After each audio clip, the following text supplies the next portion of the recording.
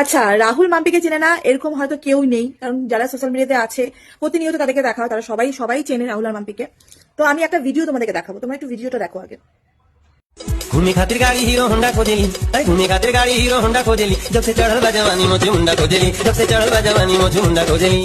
আচ্ছা, ভিডিওটা দেখলে ওরা কিন্তু অনেক বড় মাপে কন্টেন্ট ক্রিয়েটার, ঠিক আছে? কারণ আমি ওকে টিকটক থেকে ফলো করি, আমার টিকটক থেকে ওকে ভালো লাগে, আমার ভীষণ ভালো লাগে ওকে, ওর মুখটা খুব মিষ্টি, খুব ভালো লাগে আমার।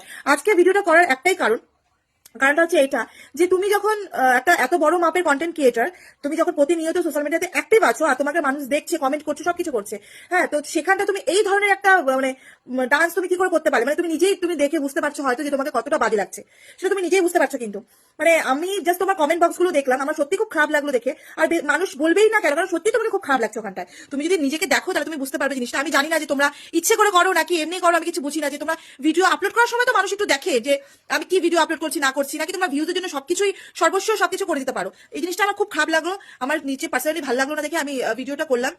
কারণ সত্যি খুব খারাপ, তোমরা যদি এত বড় মাপে কন্টেন্ট ক্রিয়েটার হয়ে যদি তোমরা এই ধরনের ভিডিও আপলোড করো, তাহলে তো আর কিছু বলার নেই। কিছু বলার আছে তোমরা নিজেরাই বলো, কিছু বলার নেই। তো এই জন্য আমি ভিডিওটা করছি। যদি আমি কোনো ভুল বলে থাকি তাহলে আমাকে কমেন্টে জানাও প্লিজ। কিন্তু আমার যেটা মনে হলো যে না, এই জিনিসটা খারাপ, তো আমি সেটা বললাম।